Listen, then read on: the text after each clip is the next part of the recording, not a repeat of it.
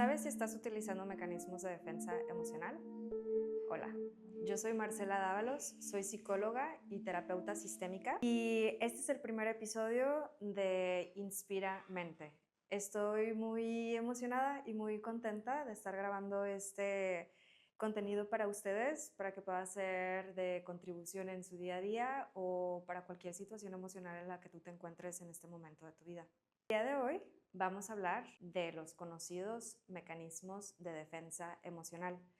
Este término ha sido muy utilizado desde hace mucho tiempo, es un término psicoanalista, pero aquí lo vamos a abordar desde una perspectiva relacional. ¿Qué es la perspectiva relacional? La perspectiva relacional no solamente es lo que está pasando en mi mente, es observar cómo me relaciono frente al mundo en el que me encuentro. Es observar cómo me relaciono frente a situaciones, frente a emociones o con las personas que me están rodeando. Es decir, cómo ejecuto, cómo me estoy dirigiendo o cómo me estoy relacionando frente al miedo o cómo me relaciono cuando me siento vulnerable. Con esto no quiero decir que vamos a minimizar qué es lo que está pasando en mi mente porque es parte del entendimiento también, pero nos vamos a enfocar o vamos a ver las cosas desde un lente que tiene que ver en cómo estoy ejecutando, literalmente, cómo me estoy relacionando. Bueno, ahora vamos a hablar de estas estrategias de protección emocional o mecanismos de defensa como acciones que utiliza una persona para ponerse en protección, es decir, para ponerse a salvo frente a personas o a situaciones que detonan una vulnerabilidad que hay dentro de mí. Si lo definimos de una forma más sencilla, es como si me pongo a actuar desde la trinchera, desde que me tengo que poner capa y espada y decir, necesito protegerme de esto porque me puede herir emocionalmente y puede ser más fácil el huir o alejarme para sentirme protegido o pues también puede ser más fácil el decir, pues hiero a las demás personas en vez de que me hieran a mí. Una de mis frases favoritas que yo creo que mis pacientes ya conocen es ni bueno ni malo, neutral. Vamos a observar cómo me relaciono de una perspectiva neutral, lo más neutral posible, para poder entender de una mejor manera cómo te estás relacionando. Una de las preguntas que te puedes hacer es, ¿por qué estoy actuando desde la trinchera? ¿Por qué necesito protegerme ante esta situación que me pone vulnerable o está haciendo que salga algo dentro de mí que automáticamente me pone en un estado de alerta? ¿Para qué me sirve? ¿Cómo me estoy relacionando? Estas preguntas sirven para anclarnos, tomar una pequeña pausa y hacer consciente el cómo estás ejecutando, el cómo te estás relacionando. Bueno, y ahora que ya tenemos un poco más claro qué son los mecanismos de defensa o las estrategias de protección emocional, vamos a aterrizarlo un poquito más con ejemplos claros para saber si tú estás utilizando algún tipo de estos mecanismos de defensa emocional, ¿ok? Comenzamos con la hiperindependencia como un mecanismo de defensa en el que se vuelve una estrategia de supervivencia emocional cuando aprendí a relacionarme de una manera en la que no necesite a nadie de mi alrededor en lo absoluto, porque en algún momento de mi vida sentí las personas que yo necesité tal vez no estuvieron ahí o incluso tal vez sí estuvieron ahí, pero no estuvieron de la manera en la que tú necesitabas o que tú esperabas. Entonces te pones a actuar desde una perspectiva donde te vuelves altamente independiente. Yo no necesito de nadie, necesito ponerme en un modo supervivencia para poder continuar. ¿Y cómo podemos observar esto? Hay situaciones como muy particulares, digamos, en un contexto laboral en el que una persona que es altamente independiente es, yo no necesito que mis compañeros hagan esto, mejor yo hago esto porque yo lo hago mejor, porque yo me equivoco menos. Entonces, con este ejemplo en específico, comienzo a tener una carga de trabajo súper alta y empiezo a tener niveles de estrés más alto porque yo puedo solo, yo necesito hacer todo y no hay un equilibrio. ¿Y cómo podemos observar esto desde una manera más equilibrada? Y este equilibrio aplica para relacionarte con familia, con amigos, con tus hijos o con tu pareja. El actuar desde este mecanismo de protección emocional de yo puedo solo y yo me valgo por mí misma, yo me valgo por mí mismo, digamos que esto es una manera, es una estrategia de ponerme a salvo frente a un mundo que me dijo que no podía contar con nadie. Entonces, ¿qué es lo que les pasa a las personas que utilizan la hiperindependencia como una protección emocional?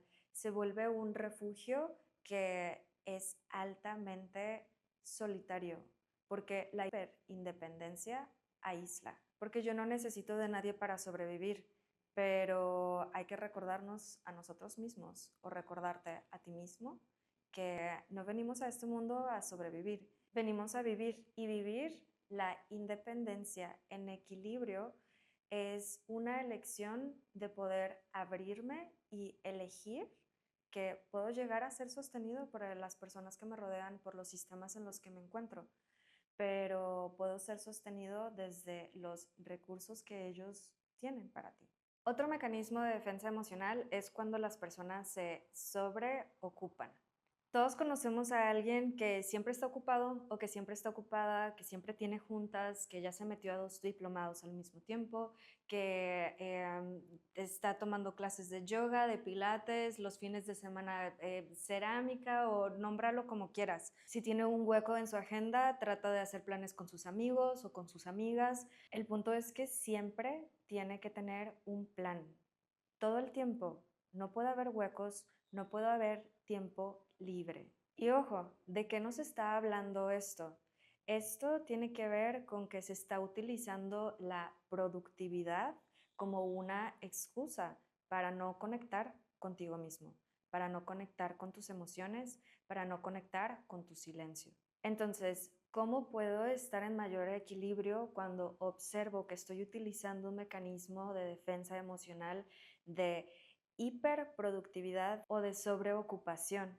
Ya que observo esto, una forma de estar en mayor equilibrio con esta necesidad de sentirme súper productivo o súper productiva es decir, ok, necesito tomarme el tiempo de tener un momento de quietud, un momento de calma. Y esto no significa cuando sales que puedas llegar a decirte a ti mismo así de, bueno, entonces un momento para mí mismo, salgo y me pongo a correr.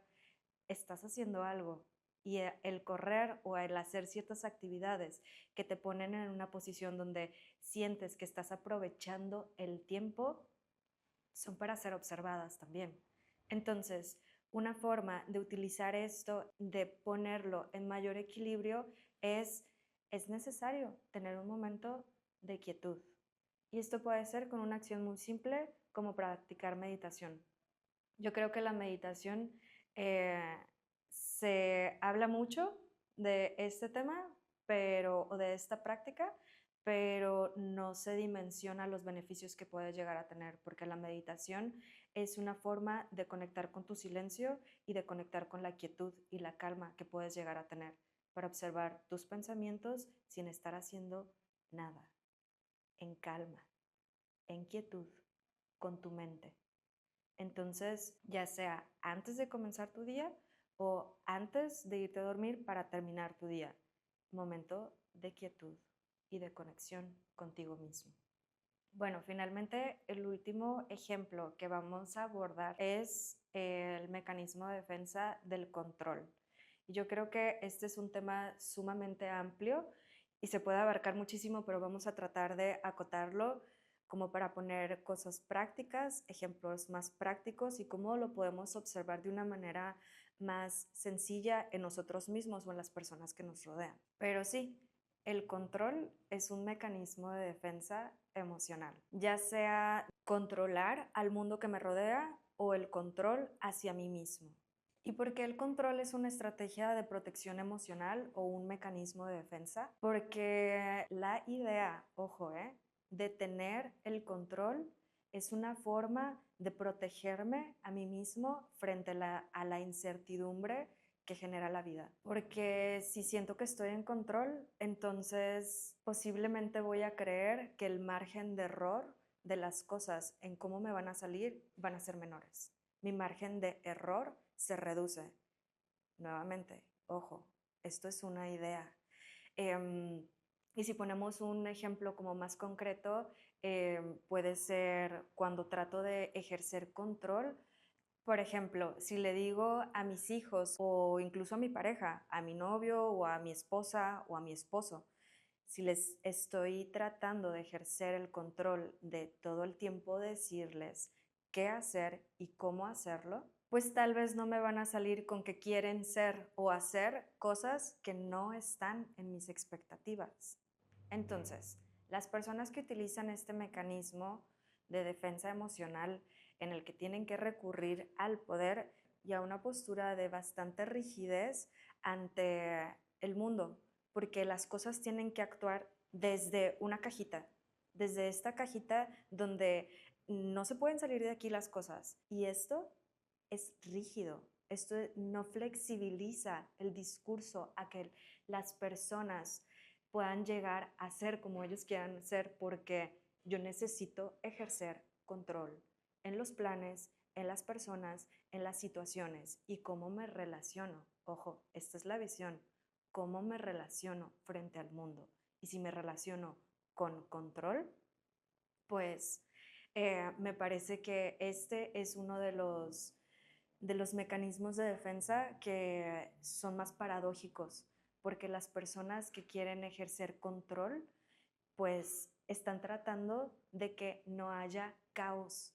Y es paradójico, ¿por qué? Porque es lo que más pasa, es lo que más pasa cuando se trata de tener el control, porque si no salen las cosas como yo planeé, como yo dije, como yo digo que deben de ser, pues entonces caigo en caos porque las personas no son como yo quiero, porque los planes tal vez, pues a veces cambian. Bueno, no a veces, yo creo que es una constante, es la constante de la vida, el cambio. Entonces, por eso digo que este mecanismo de defensa emocional es uno de los más paradójicos. Y es paradójico porque es lo que estás buscando obtener, puedes llegar a obtener completamente lo contrario. E incluso las personas que ejercen al control son las personas que pueden llegar a presentar más síntomas de ansiedad, que eso va a ser tema para otro episodio, lo de la ansiedad, pero es un rasgo, que es cuando se presentan síntomas de ansiedad, es cuando las personas están buscando un grado de control excesivo en su vida.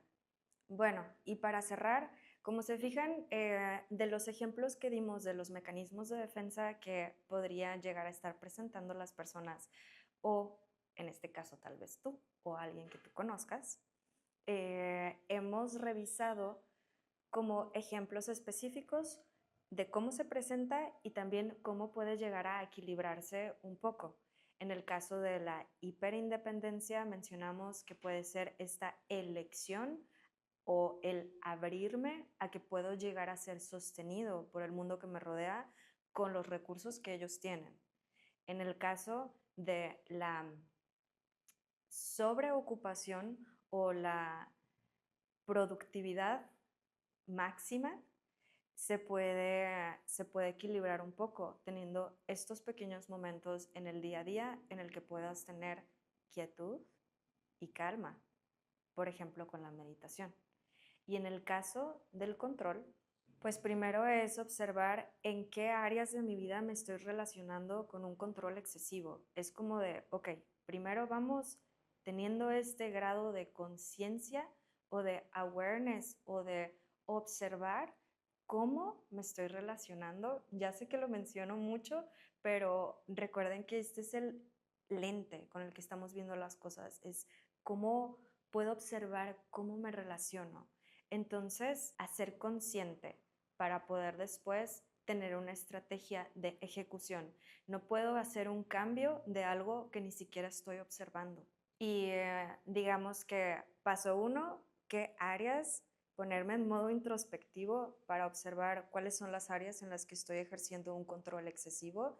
Ver contigo mismo cómo puedes flexibilizar este discurso en estas áreas que sientes la necesidad de ser altamente productivo o que necesitas controlar. Bueno, esto es todo lo que tengo preparado para el episodio de hoy. Estoy muy contenta, la verdad, de estar grabando este contenido para ustedes y que ustedes estén dando el tiempo de escuchar este material porque Si están escuchando este material, ustedes ya están en la búsqueda. Ya están en la búsqueda para ser mejor y para relacionarse de una mejor forma con el mundo que te rodea.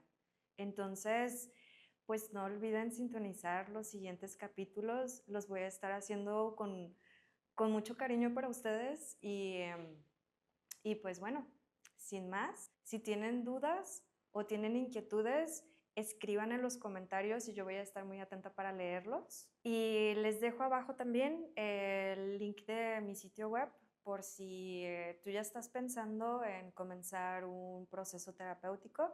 Con mucho gusto yo los puedo recibir en una consulta presencial en Guadalajara o en línea también. Yo soy Marcela Dávalos, psicóloga y terapeuta sistémica.